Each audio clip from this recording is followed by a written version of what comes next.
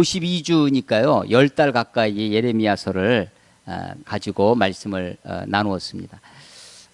처음 예레미야를 시작할 때 사실은 저도 이걸 시작하기가 좀 주저했었는데, 예레미야서를 말씀을 읽고 또 저 자신이 묵상하고 하면서 저 자신이 많이 은혜를 받게 되고, 또 이 시대에 대해서 다시 한번 생각하게 되어집니다.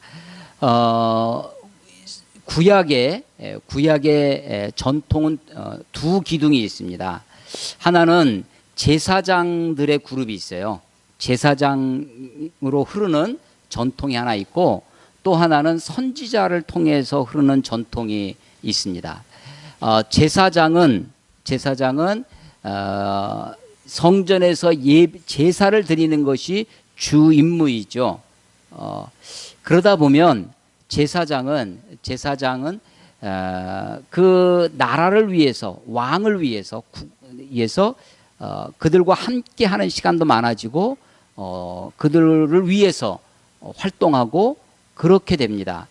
그래서 우리가 왕 앞에 나갈 때 어전에 나간다고 그러죠.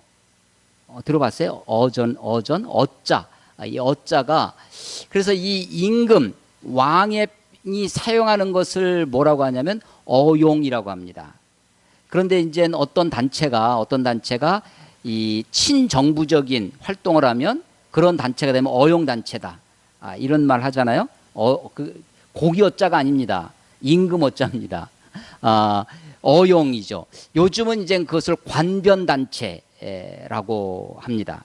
그러니까 제사장들은 하나님께 예배하고 제사 드리고 그것을 통해서 하나님께 제사를 통해서, 제의를 통해서 하나님께 나아가지만 자칫 잘못하면 어용으로 흐를 수가 있습니다.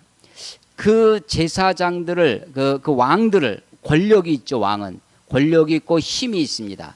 그것을 견제하는 한 그룹이 있는데, 한 기둥, 한 전통이 있는데, 그게 선지자들입니다.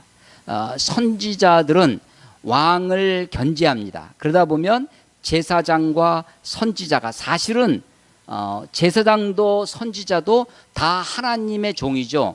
하나님의 일꾼들입니다.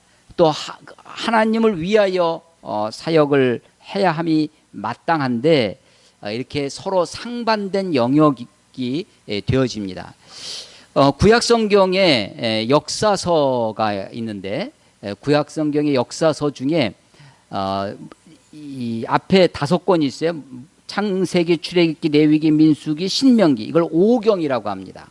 모세 오경이라고 하고, 그 다음부터 있는 여호수아, 사사기, 그 다음에 사사기, 룻기가 있는데, 룻기는 사사기의 부록처럼 여겨져요. 그래서 여호수아, 사사기, 룻기 살짝 빼고, 이 역사서이긴 합니다. 근데 사사기의 부록이에요. 부록. 그리고 사무엘 상하, 열왕기 상하, 4권입니다. 사무엘 상하, 열왕기 상하가 우리는 지금 상하권으로 나눠져서 2권이라고 하지만 원래는 그게 한 권이었어요. 그래서 여호수아, 사사기, 사무엘 상하, 열왕기 상하, 이 4권의 역사서가 있습니다. 그런데 이 역사서를 히브리인들은 어떻게 봤냐면 이거를 선지서로 보았습니다. 그러니까 역사는 역사지만 선지자들의 관점으로 역사를 봤다. 그래서 이것을 전기 예언서라고 합니다. 전기 예언서.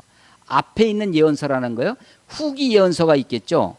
후기 예언서가 우리가 생각하는 예언서입니다. 우리가 생각하는 예언서 중에 이사야, 예레미야, 에스겔, 그리고 소선지서 12권, 뭐 호세아, 아모스, 요나, 뭐 이런 것들 있잖아요. 말라기까지 12권을 히브리인들은 한 권으로 묶어놨어요. 소선지서 12권을 그것을 다 한 권으로 쳐서 4권입니다. 자, 이사야, 예레미야, 에스겔, 소선지서 12권, 요 4권이 후기 예언서예요. 이게 뒤는 진짜 우리가 보는 예언서죠. 앞에 있는 이 전기 예언서는 우리가 보기엔 역사서인데, 여호수아, 사사기, 사무엘 상하, 열왕기 상하. 그런데 이걸 역사서로 보지 않고 선지서로 봤다. 선지자적인 관점으로 보았다라는 거죠. 또 이것 말고 역사서가 있습니다. 역대기 상하, 역대 왕들의 기록이에요. 역대기 상하권, 그러니까 한 권이죠. 역대기 상하, 에스라 느헤미야서입니다. 에스라 느헤미야서도 한 권이에요. 이것을 역대기 상하와 열왕기 상하는 역대기 사가가 썼다라고 우리가 얘기를 하는데, 이것은 제사장적 관점이에요. 그러니까 제사장 관점은 누구에게 가까우냐면 왕에게 가깝습니다. 그래서 제사장들, 예루살렘 성전이 미화가 되어 있어요. 예루살렘 성전이 자세히 기록됩니다.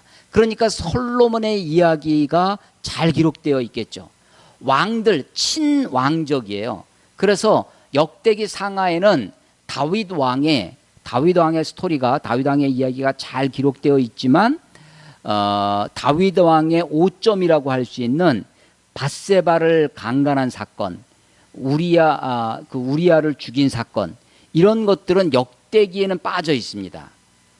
또 역대기가 제사장 중심이라고 그랬죠. 제사장의 관점에서 성전 중심이라고 그랬습니다. 그게 어디 있냐면 예루살렘에 있습니다. 예루살렘이 어디 있냐면 남왕국이죠. 그래서 사실은 북왕국과 남왕국으로 분열이 됐지만 역대기는 이 남왕국만 기록합니다. 북왕국이 없어요. 열왕기 상하는 왕들의 이야기를 쓰면서도 남왕국과 북왕국을 번갈아 가면서 씁니다. 남왕국 누가 왕이 되었을 때 북왕국에 누가 왕이었는데 이 왕이 이러이러했다. 북왕국 왕이 누구였는데 이 왕이 있을 때 남왕국 왕은 누구였는데 이 왕이 어떠했더라. 그러니까 북왕국과 남왕국을 번갈아 가서 그것을 읽을 때 정리하면서 읽어야 이제 열왕기 상하는 헷갈리지 않죠. 그래서 이게 읽을 때마다 이게 북왕국 왕이다, 북왕국 몇 대 왕이다, 남왕국 몇 대 왕이다. 이제 저는 그러니까 거기다가 이제 북 16, 남 14, 막 이렇게 막 적어가면서 정리해가면서 열왕기 상하는 있습니다. 근데 역대기는 그럴 필요가 없죠. 남왕국만 기록해놨으니까 쭉 관점이, 역사를 보는 관점이 다릅니다. 오늘 예레미야서 마지막 장을 읽었는데, 이 마지막 장은 역사적 사실을 기록해 놓고 있습니다. 마지막 왕 시드기야 왕, 20대 왕입니다. 남왕국 유다가 멸망하는 그 멸망의 이야기, 제가 몇 번 설교를 통해서도 말씀드렸지만 바벨론에 의해서 3년간 예루살렘이 포위가 되어집니다. 난공불락의 예루살렘 산성이기 때문에 밑에서 위로 공격하기가 굉장히 어렵잖아요. 뭐 밑에서 요즘처럼 뭐 유도탄이 있는 것도 아니고 뭐 총이 있는 것도 아니고, 임진왜란 때 조총 나와가지고 조총 때문에 우리가 그렇게 당한 거 아니에요? 그냥 활 쏘고 창 던지고 뭐 그래가지고는 밑에서 위로 던지는 게 얼마나 이게 위력이 있겠어요. 위에서는 가볍게 던질 수 있는 거를. 그러니까 이게 상대가 안 되죠. 그러니까 어떻게 하냐면 포위를 한 상태에서 지구전 시간을 끌죠. 그래서 식량이 떨어지게 만들고 물 떨어지게 만들고, 그래도 뭐 끝까지 버티면 시간을 마냥 끌 수가 없으니까 그 산성 옆에다 토송을 쌓는 거예요. 흙으로 높이를 맞춰야죠. 이쪽이 점점 공격하는 쪽에 높이가 올라가면 공격하기가 훨씬 쉬우니까 옆에다 막 토송을 싸서 막 산이 생기는 거예요. 우리 같으면 그걸 어떻게 하느냐. 이 사람이요, 인력이 사람 손으로 포다 날르는 거, 이게 대단합니다. 제가 중국 가가지고 진시황의 이 무덤 보고, 야, 이거 진시황이 진짜 권력이, 뭐 스핑크스, 뭐 이 피라밋, 뭐 저리 가랍니다. 그 지하에 똑같은 사람 크기로 수천 개, 수만 개의 토용, 흙으로 진흙으로 구웠어요. 손으로 만들어서 구워서 몸뚱아리, 머리 갖다가 다 얹어놓은 거예요. 똑같은 실물 크기로. 그 지하에 진시황의, 그 다 사람 손입니다. 사람 손으로 뭐 불도저로 갖다 밀어놓은 게 아니라 사람 힘으로 하는 거죠. 그러니까 이 고대의 이스라엘 역사를 보면 산성을 무너뜨리는데, 이 바벨론 시대에도 그랬고요. 이 로마 시대에도 예루살렘을 무너뜨릴 때 그렇게 성을 쌓아옵니다. 옆에서 흙으로 토성을 쌓아오는 거죠. 심지어는 이런 것도 있어요. 시돈, 두로와 시돈. 우리 이스라엘 역사에 있다면 두로와 시돈 이야기가 많이 나오는데, 두로가 어디냐면 우리식으로 설명을 하면 강화도 같은 겁니다. 육지 옆에 붙어 있는 섬이었어요. 그러니까 섬에 강화도에서 섬 사람들이 배로 해전에 능하니까 육지에 아무리 강력한 저기가 있어도 해전에서 이게 잘 버티는 거예요. 강화도가 그랬죠. 고려 시대에 그래서 강화로 천도에서 원나라가 그렇게 몽골 부대가 쳐들어와도 고려가 완전히 망하지 않고 왕조를 지켜낼 수 있었던 것은 강화도죠. 그런데 이 바벨론 로마는요 어떻게 하냐면 그 이 섬 두로와 육지를 흙으로 메꾸는 거예요. 그 사이를 바다를 메꾸는 겁니다. 요즘 이 정주영 현대 이 창업자인 정주영이 아산인가요? 시화호인가? 그 이 방조제 만드는데 아무리 갖다가 흙을 갖다 이 덤프트럭에 흙을 갖다 이 메꿔도 조류 간만에 차 때문에 모래가 다 쓸려 내려가 가지고 남아나지 않으니까 이걸 못 메꿨다는 거 아니에요. 그랬더니 정주영이 아이디어를 내 가지고 유조선 못 쓰는 배를 갖다가 계속 흙으로 막고 마지막 고기에 물살이 세니까 계속 그 모래가 흙이 쓸려 내려가서 메꾸지 못했던 거를 배를 갖다가 한꺼번에 떡 막아 놓으니까 그게 이제 방조제가 돼서 이 거기를 시아호를 다 만들 수 있었던 그런 이야기가 있죠. 그런데 그 고대 로마는 이 두로 섬을 정복하기 위해서 섬 그 사이에 그를 메꾸는 거예요, 흙으로. 그래서 지금은 땅이 붙어 있죠. 그 옛날 사람들 덕분에. 이 예루살렘도 그렇게 멸망합니다. 토성을 쌓아가지고 3년 포위 끝에 먹을 거 다 떨어지고 기근에 허덕이다가 결국 자기 자식을 잡아먹습니다. 부모가 자기 자식을 잡아먹는 비극적인 슬픔의 예루살렘 도시가 되어지죠.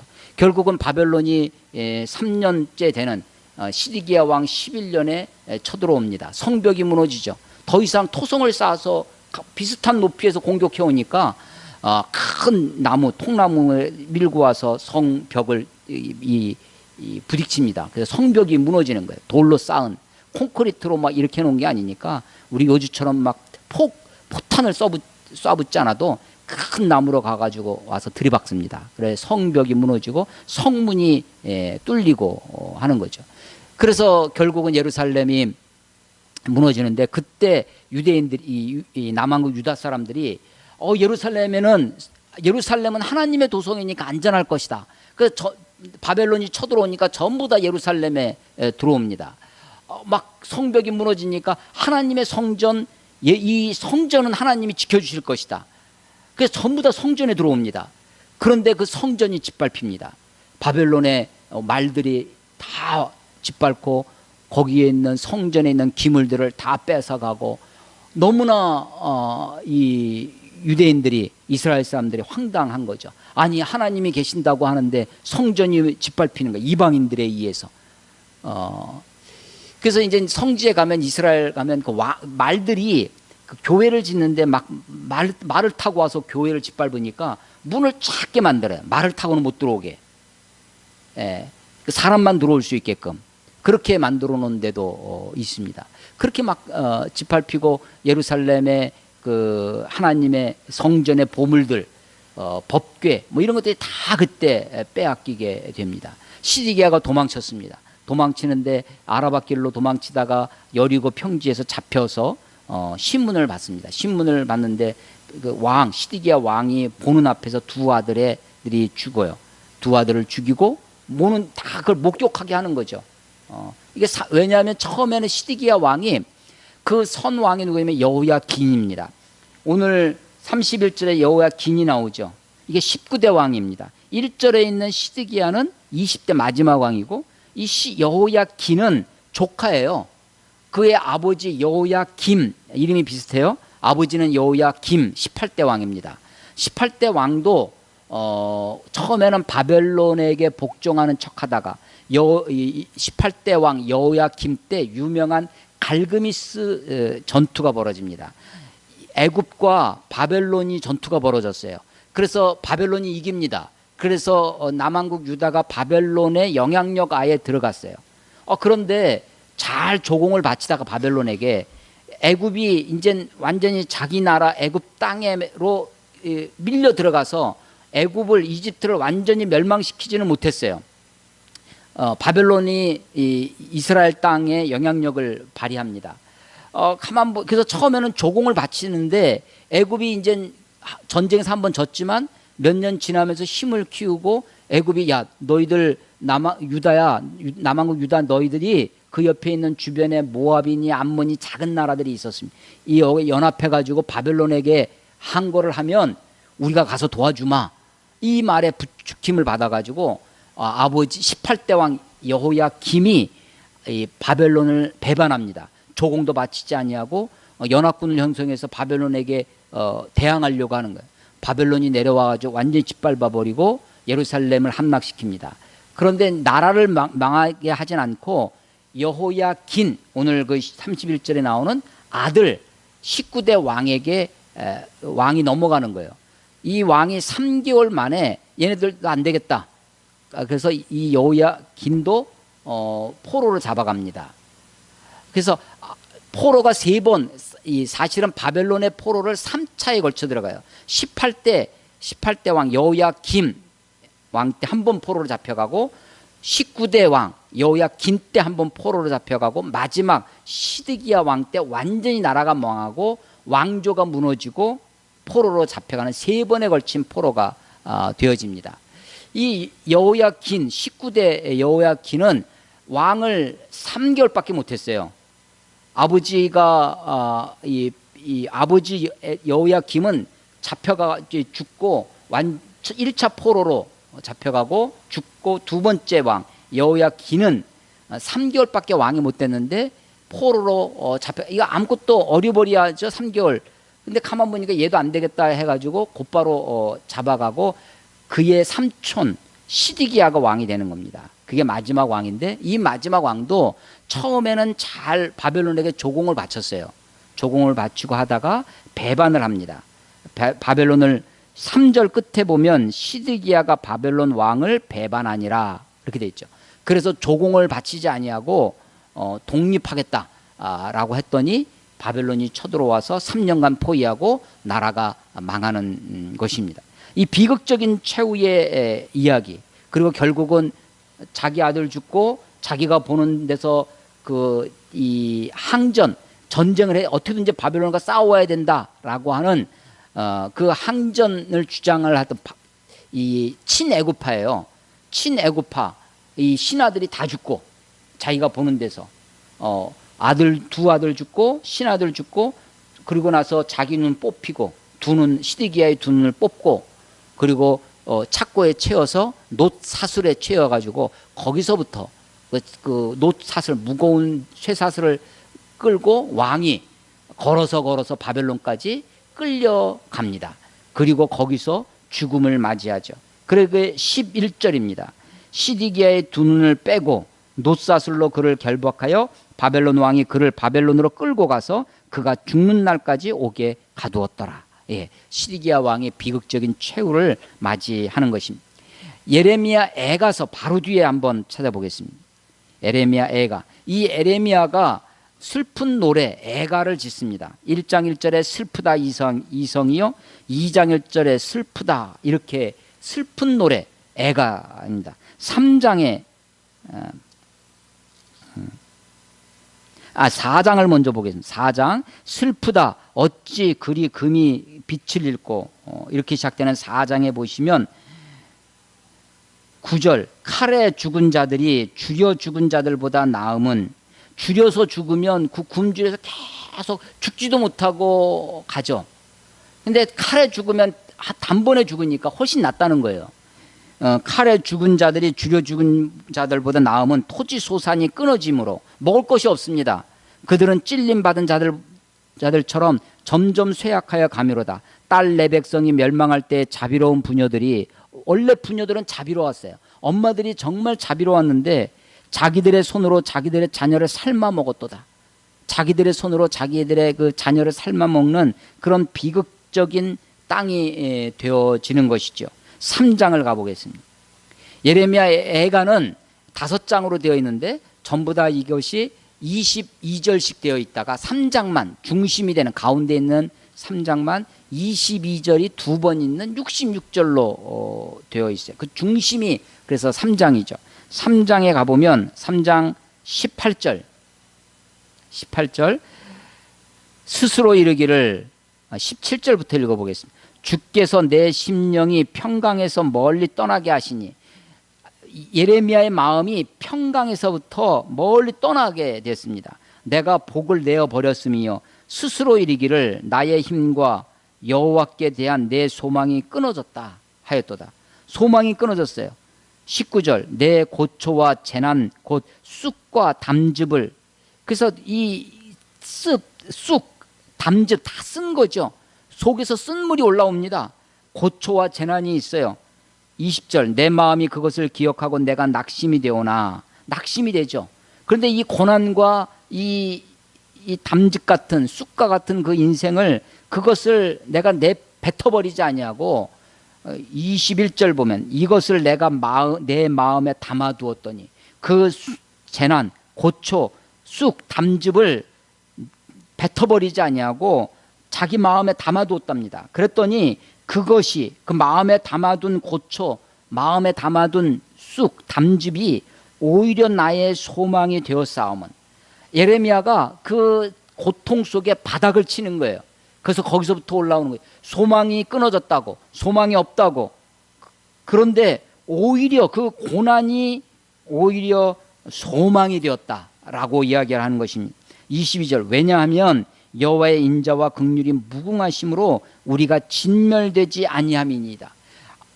그런 고난 속에서 완전히 진멸되지 않았어요. 왜냐하면 하나님의 인자와 긍휼이 무궁하시기 때문이라는 거죠. 이것이 아침마다 새로우니 주의 성실이 크도소이다. 예레미야가 그 고난을 쓴 그 인생의 정말 고초를 자기 마음에 담아두고 고난을 묵상하다 보니까 오히려 그것이 자기 소망이 되었다는 것입니다.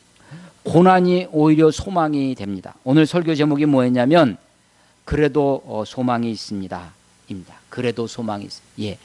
나라가 망합니다. 왕이 눈을 뽑히고 왕자가 죽고 신하들이 다 죽고 포로로 잡혀갑니다. 성전이 무너졌습니다. 성전이 이방인들의 이 말발굽에 짓밟힙니다.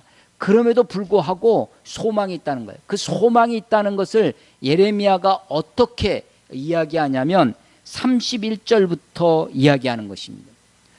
31절 여호야긴 두 번째 포로로 잡혀간 사람입니다. 아버지 여호야김은 11년 동안 통치했는데 아들 여호야긴은 3개월밖에 왕노로 못합니다.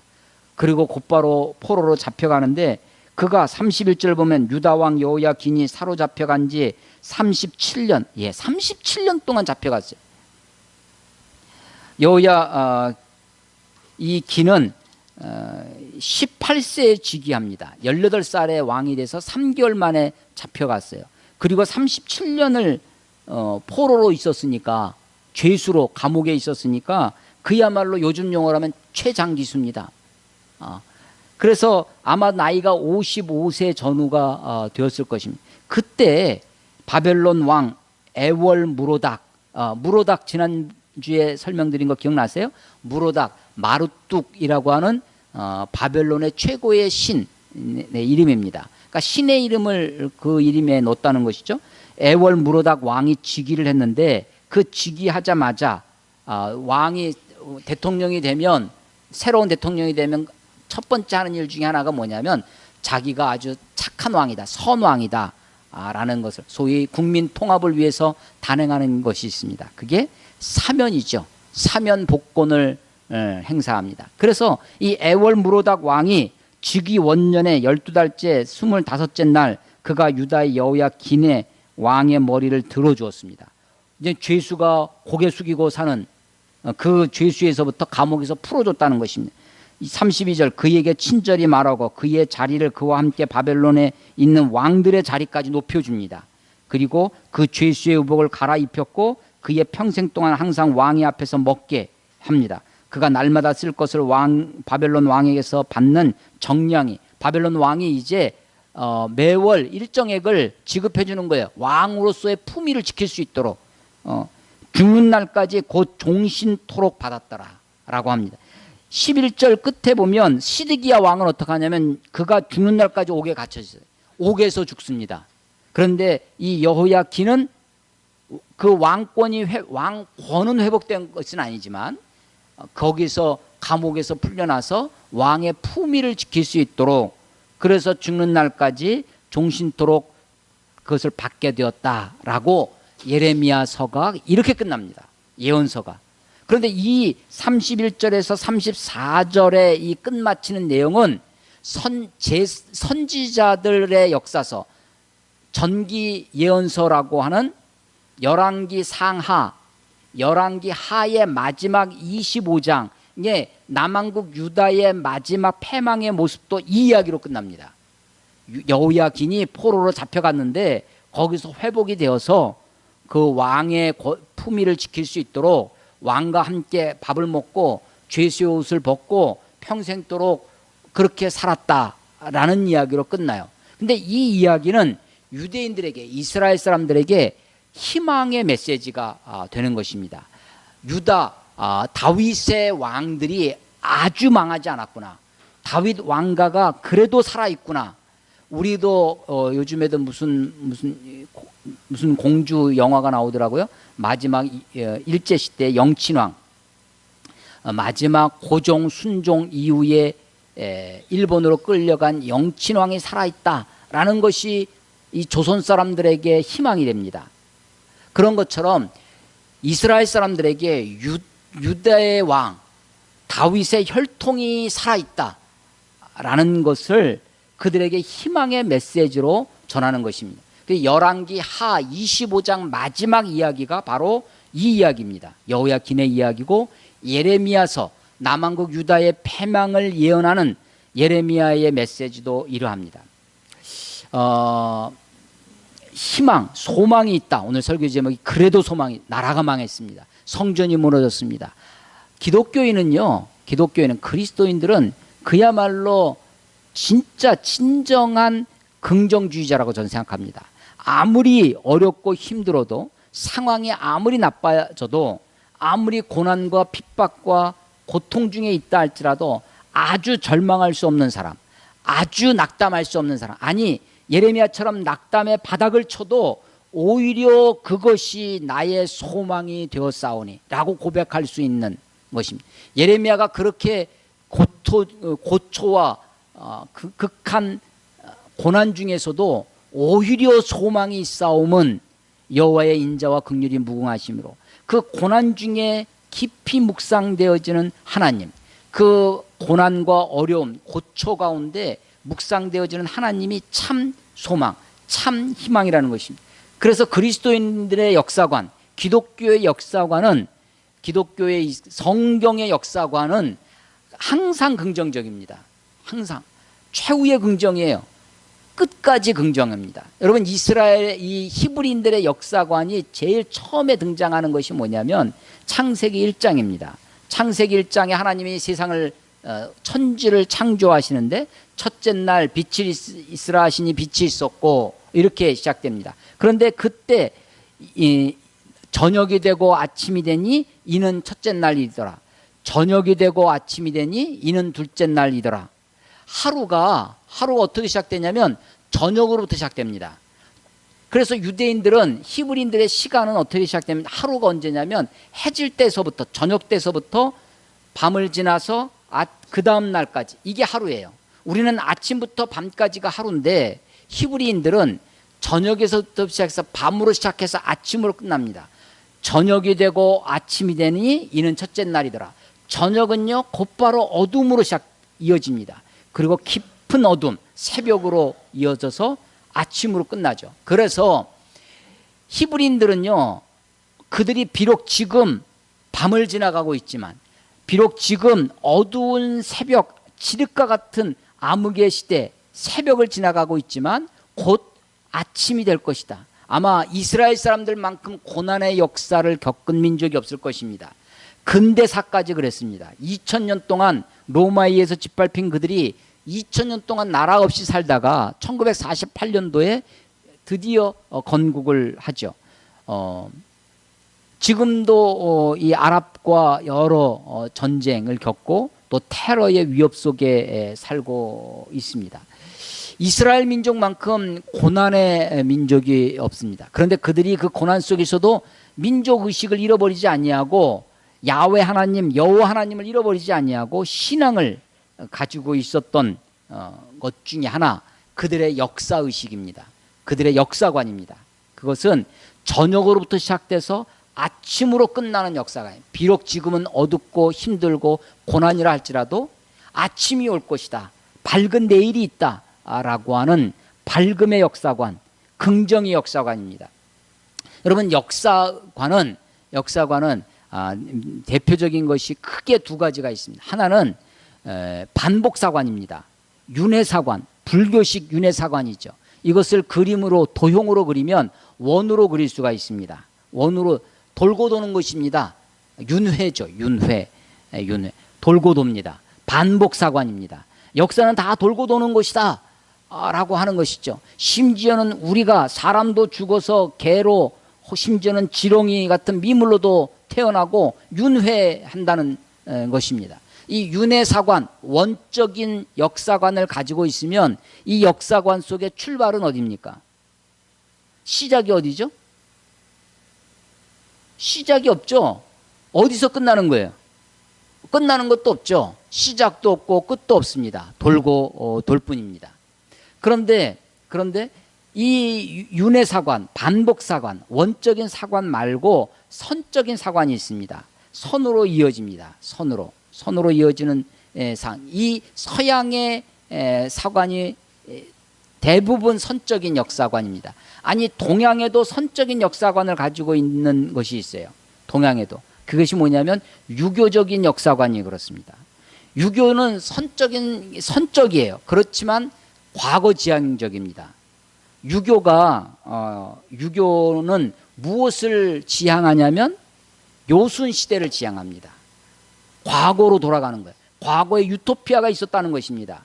요임금과 순임금이 다스리던 평화로운 나라가, 그런 시대가 있었다는 것입니다. 그래서 요순시대로 돌아가자. 과거지향적입니다. 선적인 역사관이 있어요. 그런데 우리 기독교의 역사관은 선적입니다. 출발이 있어요. 창조가 있습니다.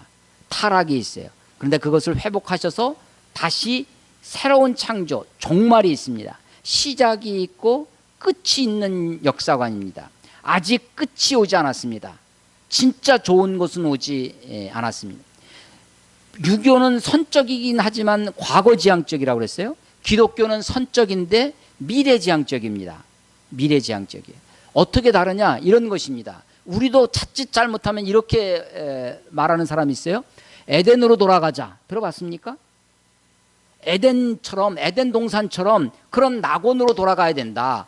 하나님이 창조하셨던 하나님의 형상, 그 창조의 원리로 돌아가야 된다.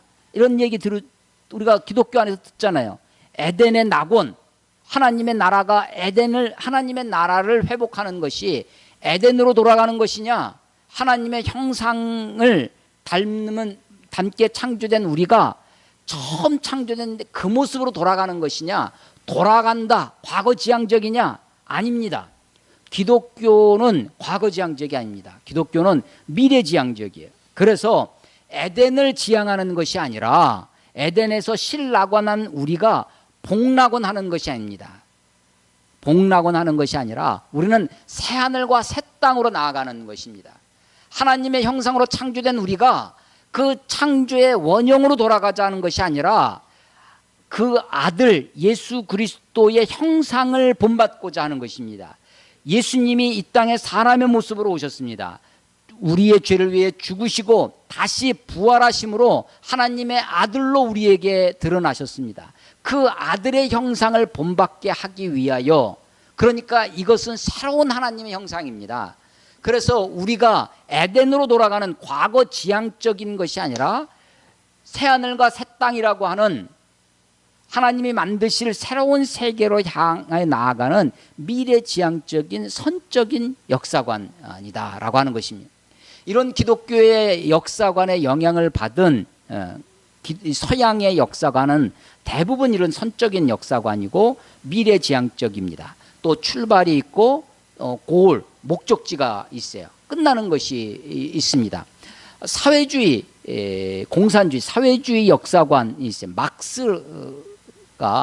칼 막스라고 하는 사람이 사회주의를 했는데 우리는 아직도 북한과 이념 논쟁을 하고 있는 것 아니에요? 이 사회주의에서는 원시 공산사회가 있었다는 거예요. 초기에 옛날에 원시 공산사회, 그 다음에 고대 노예사회, 중세 봉건사회, 그 다음에 근대 자본사회를 지금 우리가 자본주의 사회에 있는데, 그 다음에 미래 공산사회, 이가로 나아간다. 이것도 다 선적인 역사관이죠. 이 역사를 이끌어가는, 이 역사가 그렇게 나아갈 때 역사를 이끌어가는 힘이 뭐냐? 과학은 역사가 어떻게 발전한다는 거예요? 세상이? 과학은 세상이 과학적 원리에 의해서 나아가는 거죠. 그래서 그 과학적 원리를 우리가 알면 알수록 역사를 잘 이해하고 할 수 있을 것입니다. 과학의 한 부분 중에 다윈이라고 하는 사람이 종의 기원이라는 책을 썼습니다. 진화한다는 거죠. 근데 생물의 이야기를 했는데 이 생물에 대해서 모든 이게 진화하고 있다. 이 진화한다는 과학적 사고가 인간에게도 적용이 되었습니다. 인간도 사회도 이렇게 진화한다. 세상도 인간 사회도 이렇게 진화한다라는 거예요. 그런데 가만히 생각해 보면 과연 인류가 진보하고 있나? 라고 생각해 보면 물론 기계 문명은 발달했습니다.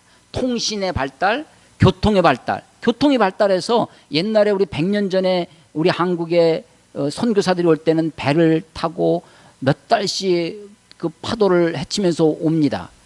그래서 병이 나도 자기 본국에 가서 치료를 못하고 여기서 그냥 죽어요. 악이 났다 죽고 그렇습니다. 그래서 선교사들의 그 무덤이 양화진에 있는 거죠. 근데 지금은 선교사가 선교지에서 병이 나서 좀 아프다 그러면 곧바로 비행기 타고 옵니다. 20년 전에 아프리카 처음 갈 때는 제가 3일 만에 아프리카를 갔거든요. 요즘은 오늘 출발하면 내일 들어갑니다. 교통의 발달, 뭐 통신의 발달, 더군다나 IT의 발달은 알파고 시대를 살고 있죠. 그런데 그렇게 기계 문명은 발달했지만 인간은 과연 진보했나? 아니요. 스마트폰 시대가 되면서 폰은 스마트해져 가는데 나는 덜 마트해져 가요. 그래서 옛날에는 그래도 이 전화번호 수십 개는 좋게 외웠는데 아무 부담 없이 외우고 다녔는데 지금은 가족 4명 전화번호 외우기도 힘들어요. 전화번호가 안 외워집니다. 길도 옛날엔 참 길눈이 밝았는데 요즘은 길도 모르겠어요. 내비에 의존하지 아니하면 어디 갈 수가 없습니다. 아니 내 이 개인적 우리 어렸을 때는요 초등학교 시절 때 주판이라는 걸 배웠습니다. 주산 이렇게 털고 53 더하기 몇 더하기 몇 더하기 몇 더하기 하면 몇이요 하면서 어렸을 때 주판을 배웠습니다. 조금 지나니까 계산기 나오면 더 이상 인간이 머리를 두뇌를 쓰지 않아도 될 시대가 되어져 갑니다. 아마 알파고 이후에 조만간 번역 이 앱이 나오면 지금 그걸 써보면 굉장히 이상한 번역이 되는데 아마 조만간 이 통역하고 번역하는데 어려움이 없을 시대가 곧 올런지도 모르겠습니다. 세상은 문명은 발달하고 있지만 인간의 문화는 그렇게 발달하지 않습니다. 여러분 지금 시대에도 그렇게 트럭을 몰고 가서 사람들을 수십 명을 죽이는 잔인한 테러가 그냥 벌어지고 있습니다. 터키의 쿠데타는 여전히 일어나고 있죠. 우리에게 보도되지 않는 뉴스도 타지 않는 아프리카의 부족의 그런 학살이나 이런 것은 그건 지금도 있습니다. 아프리카 가운데는 집단 강간 같은 것도 굉장히 많이 일어나고 그렇습니다. 그런데 그것이 해외 토픽을 타지 못하고 있기 때문에 우리가 잘 듣지 못할 뿐이지 이 세계 엠네스티라든지 인권 문제라든지 이런 게 들어가 보면 아직도 그런 이야기들은 곳곳에서 있는 거죠. 인간이 과연 진보하느냐? 인간에 대한 진보를 꿈꿔왔던 시절이 있었습니다. 과학기술이 발달하면서 인간이 계몽주의 사상이 인간이 지금 우리가 어렵게 사는 것은 지금 우리가 가르쳐 주지 않아서, 계몽시키지 않아서 그렇다. 그래서 계몽을 하면 인간의 생각이 튀고 빛이 들어오고 우리 머릿속에, 그러면 사회가, 세상이 굉장히 좋은 합리적인 이상사회가 될 것이다 라고 꿈꾸던 시절이 있었습니다. 계몽주의 시대죠. 그런데 아주 결정적으로 인간에 대한 낙관, 인간에 대한 낙관을 완전히 무너뜨린 사건이 1, 2차 세계대전입니다. 세계대전을 겪으면서 인간에 대해서 인간 스스로 절망하는 거죠. 인간 스스로 자기 자신, 우리 인간에 대해서 희망을 놓게 됩니다.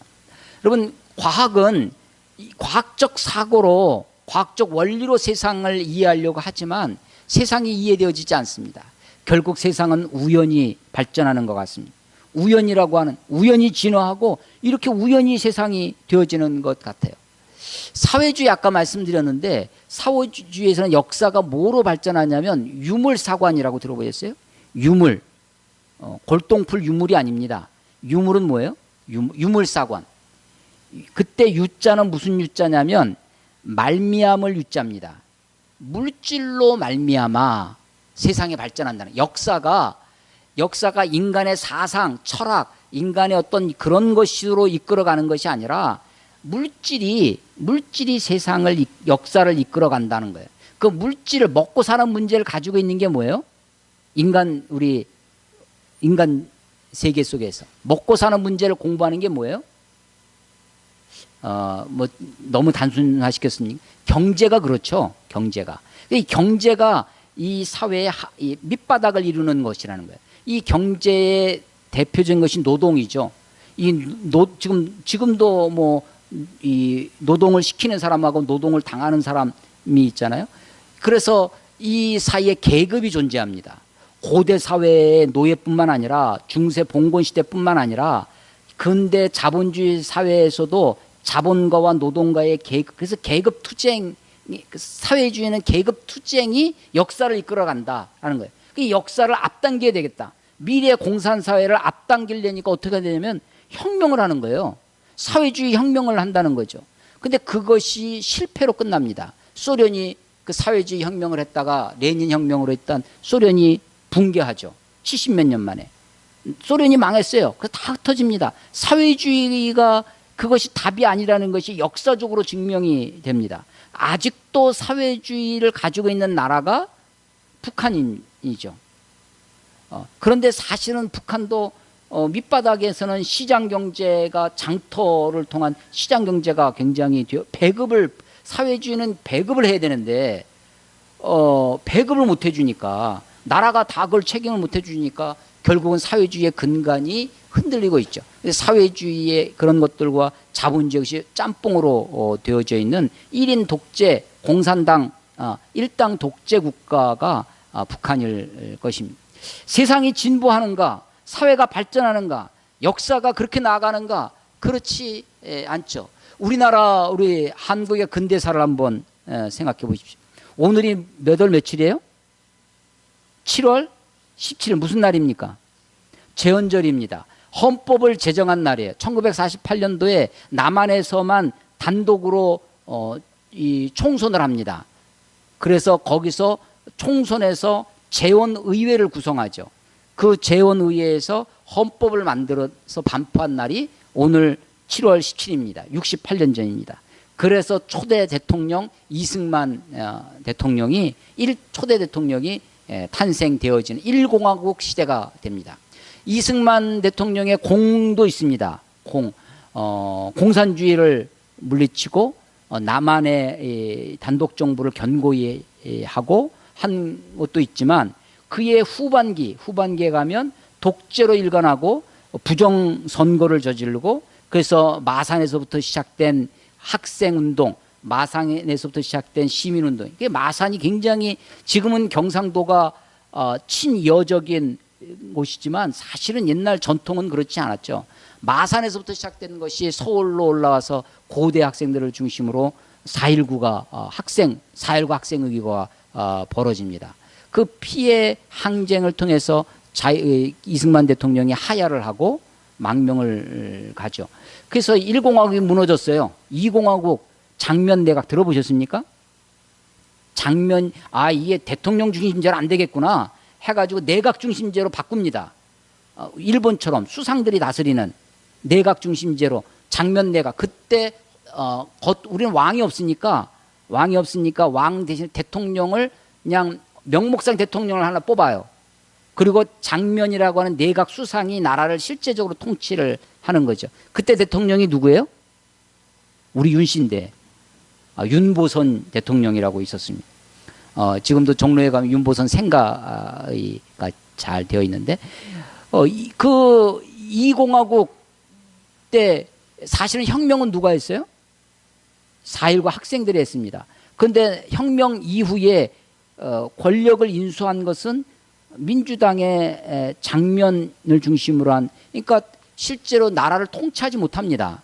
나라를 아주 힘있게 다스리지 못하니까 분열이 계속되고 혼란이 계속되어지고 데모하지 말자는 데모까지 생겨납니다.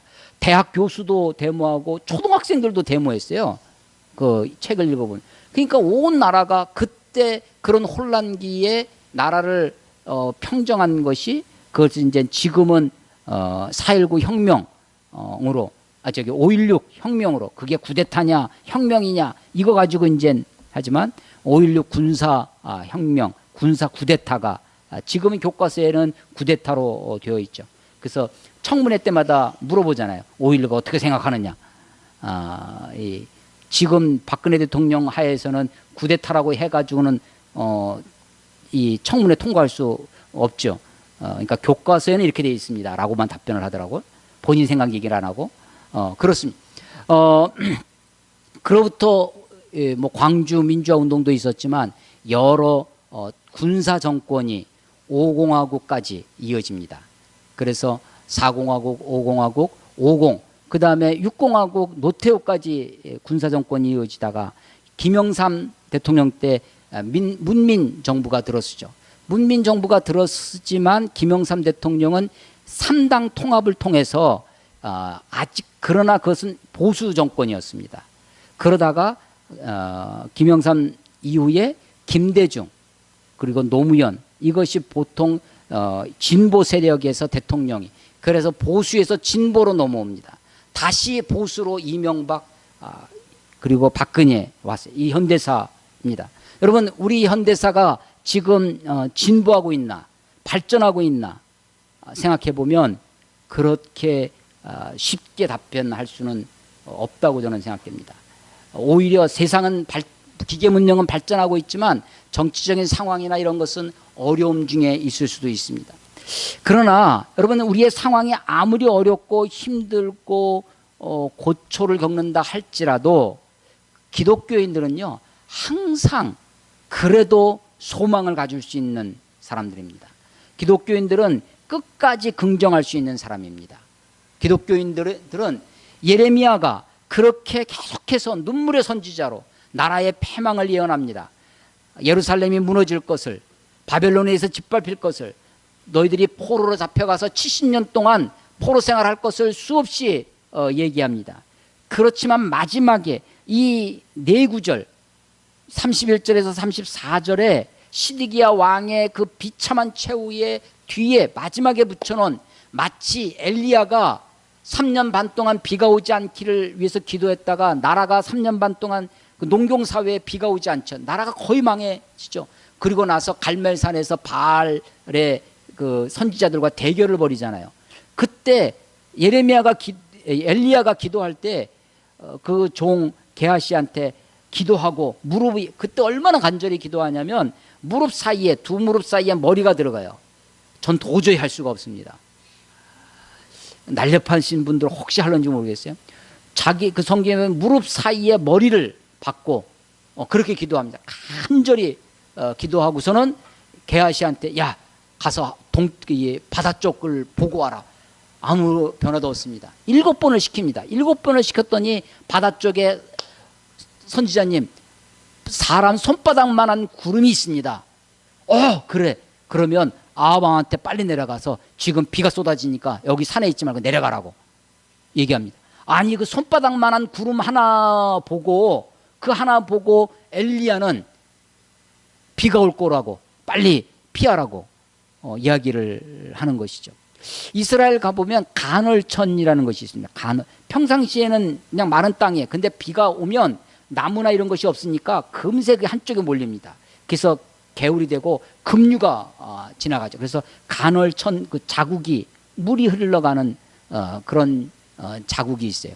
그래서 비가 한 번 오면 잘못 그 비를 맞으면 그런 간헐천 지역에 있으면 위험한 거죠. 또 길이 끊겨지고 하니까 빨리 내려가라고. 그 손바닥만한 구름 하나의 희망을 보는 거죠. 소망을 보고 하나님의 메시지를 읽는 것입니다.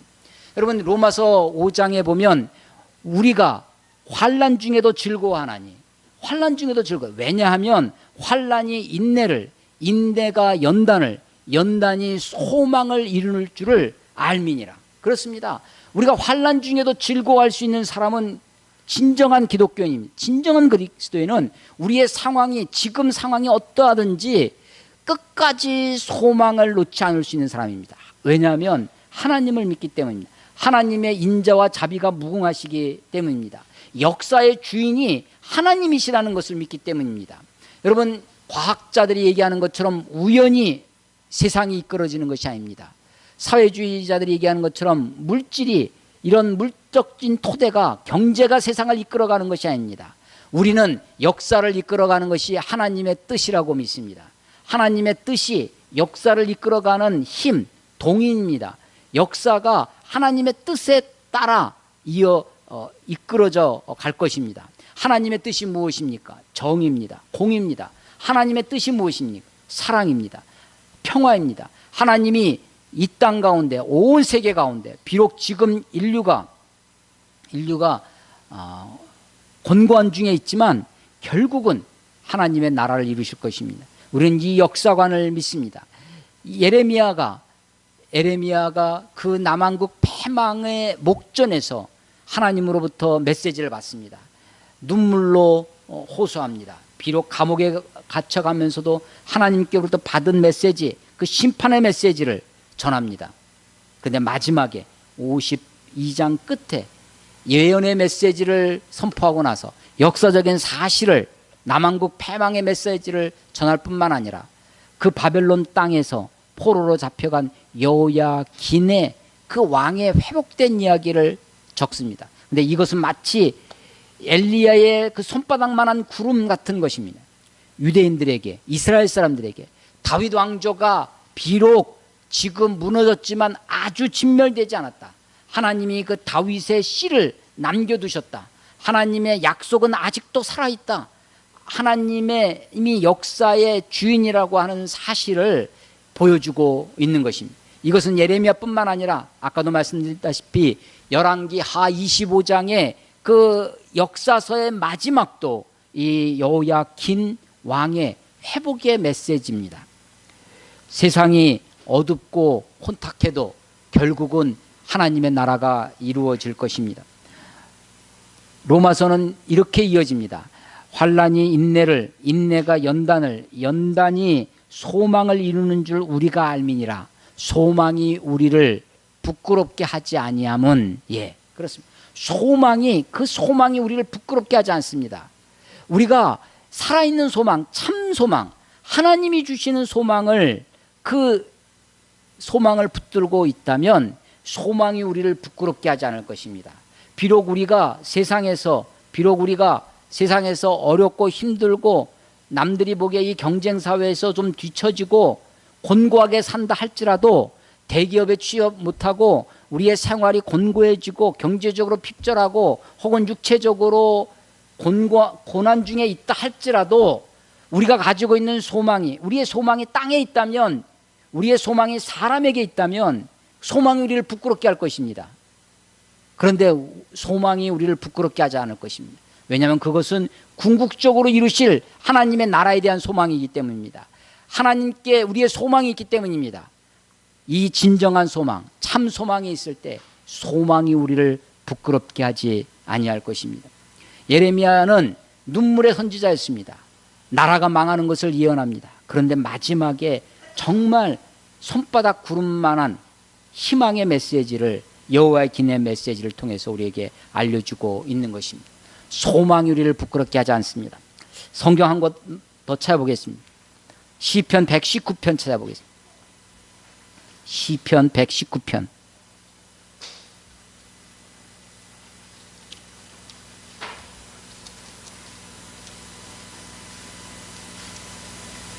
(119편)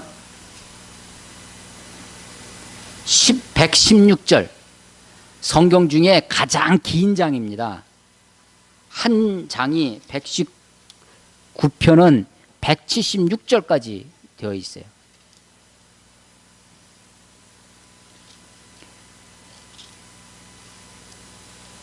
이 119편도 8절씩 묶음으로 되어 있습니다. 8절씩. 그래서 성경을요, 이렇게 연구해보면 참 재밌습니다. 근데 119편 116절 다 찾으셨어요? 예, 다 같이 한번 읽어보겠습니다. 시작. 주의 말씀대로 나를 붙들어 살게 하시고 내 소망이 부끄럽지 않게 하소서. 예, 내 소망이 부끄럽지 않게 하소서라고 기도합니다. 로마서에 조금 전에 말씀드린 환난이 인내를, 인내가 연단을, 이 연단은 연탄이 아니에요. 연단입니다. 연단, 글자를 바꾸면 단련이죠. 인내가 우리를 단련시킵니다. 그런데 단련시켜서 형성되어지는 것이 그게 인격이에요. 그래서 영어 성경을 보면 인내는 연단을 할 때 연단에 해당되는 단어가 캐릭터입니다. 인격, 성품, 그런 거. 인내가 연단을 이루고, 인내가 우리의 인격을 이루고, 그 인격이 소망을 이룬다라는 것이에요. 그 소망이 부끄럽게 하지 않냐면 부끄럽게 하지 않는다고 했는데, 시편에 보니까 내 소망을 부끄럽지 않게 하소서라고 기도해요. 어떻게? 그 앞에 주의 말씀대로 나를 붙들어 살게 하시고, 우리가 내 소망이 부끄럽지 않게 될 수 있는 길이 있습니다. 하나님의 말씀이 나를 붙들어 주셔야 됩니다. 하나님의 말씀이, 주의 말씀대로 나를 붙들어 나로 하여금 살게 해달라는 겁니다. 어떻게 하면 하나님의 말씀이 나를 붙들어 주실까요? 내가 말씀을 붙들면 됩니다. 우리가 말씀을 붙들면 하나님의 말씀이 우리를 붙들어 주실 것입니다. 내가 말씀을 놓고 살아요. 내가 말씀을 그냥 덮어놓고 삽니다. 요즘은 스마트폰 때문에 성경도 안 들고 다니는데, 옛날에 성경 들고 다닐 때 후탁교인이라고 아세요? 들어보셨어요? 하도 이제 성경책에 먼지가 쌓이니까 주일마다 갈 때 이게 후탁교인이에요. 성경을 덮어놓고 믿지 말고 펼쳐놓고 성경을 여러분 말씀을 붙들어 보십시오. 말씀이 우리를 붙들어 주실 것입니다. 말씀대로 나를 붙들어 살게 하시고 내 소망이 부끄럽지 않게 하소서. 시편 119편 116절의 말씀입니다. 말씀대로 나를 붙들어 살게 하시고 내 소망이 부끄럽게 하지 않게 하소서. 여러분, 우리의 소망이 땅에 있다면 우리는 부끄러움을 당할 수 있을 것입니다.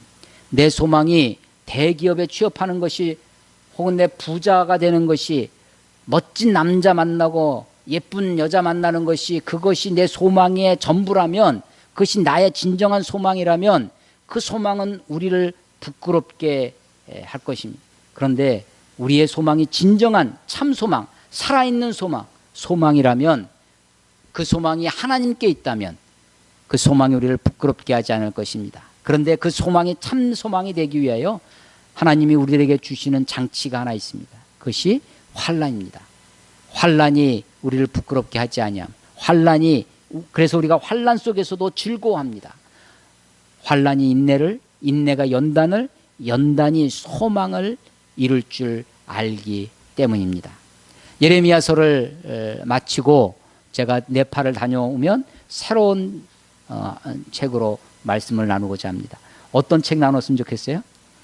혹시 원하시는 책이 있으시면 저한테 개인적으로 카톡이나 문자를 보내주시면 제가 고려해 보도록 하겠습니다.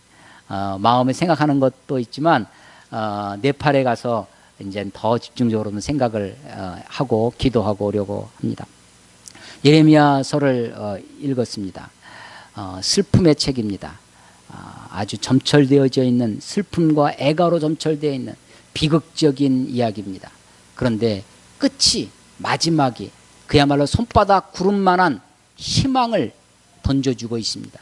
그것은 유다의 왕 다윗의 혈통 메시아의 가문이 아직 죽지 않았다는, 하나님이 그를 살려주고 그의 고개를 들게 하셨다라는 것입니다. 사실은 그 메시아 라인을 통해서 예수 그리스도가 이 땅에 오십니다.